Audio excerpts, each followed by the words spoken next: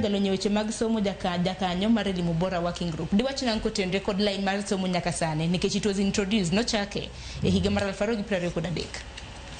Erokamano Sharon, ng'eni nyaka waket gimiluongo ni disclaimer nikech ng'eni abedo kaka achiel kuom entities ang'wen manotero wachno e court.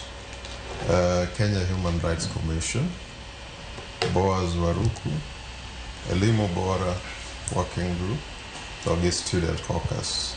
Ibro yudo ni mago petitioners e case mane otere court kana wawacho ni gini gigole aoya e ka ji okong'eyo, omiyo kata mawacho ni aketo disclaimer chan ka somebody ma petitioned.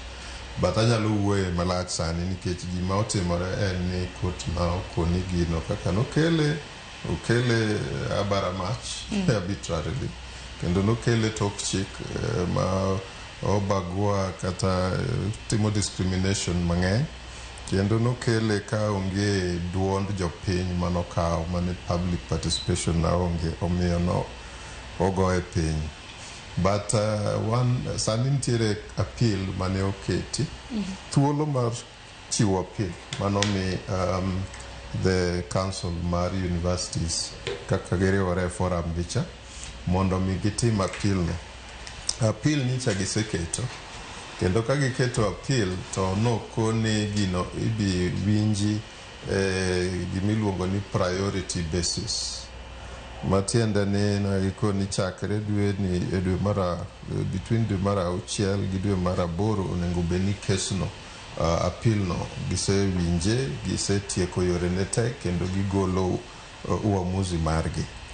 Omiyo kanyo kama koro kesno nitiere, but kendo na ome sirikal thuolo moro matin ni mondo mi ong'iane ni to gik mane omiyo gini keto chochni mang'eny na nyithindo kaka kar banding mane wakoni gino en discriminatory no. Ero ka banding noketi ma nyathi moro ma en pok kata janyuol ne oneno gimiluongo ni payslip to kete ni en band ma jok manigo kabisa band mar abich.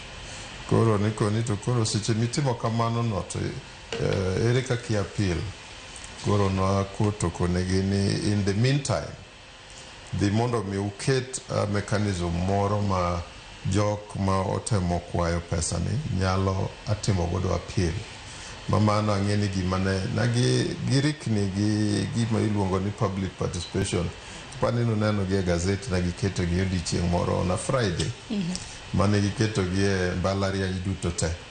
But wan Elimu Bora na wakone through advocates magwa kone gini court mondo mi ong'e ni seche ma giketo participation e odiochieng' achiel e universities kata mbalariany gi duto ng'eny nyithindo ma gini no affect ni dala koro ginto gidhi chopo kuro nade mondo gitim kata public participation. Koro nitiere kaka na recommendation mano waketo koni gigo nitiere court okanyal bedo na canvas gika.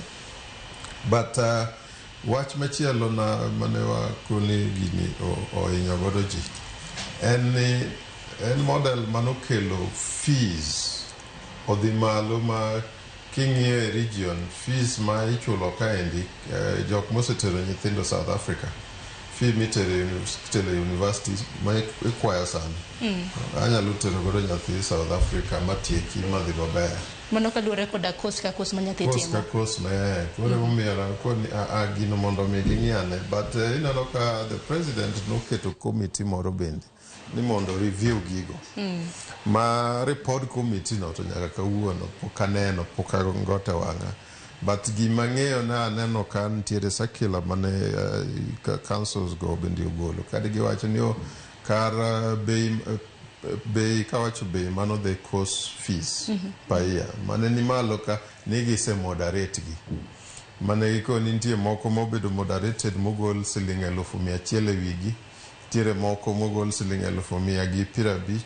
Koro mago gik ma okodwa ni wacha ngeni kichako bedo godo ni engage dwa ni engage ka in kod gi ka warito mondo mi ginyiswa ni mae gin to kata kuponi na gitimo moderation aina mano podok kon nikech pod idhi yudo ka bei kata fees ma nyithindo idwa ni mondo mi ochule university e mbalariany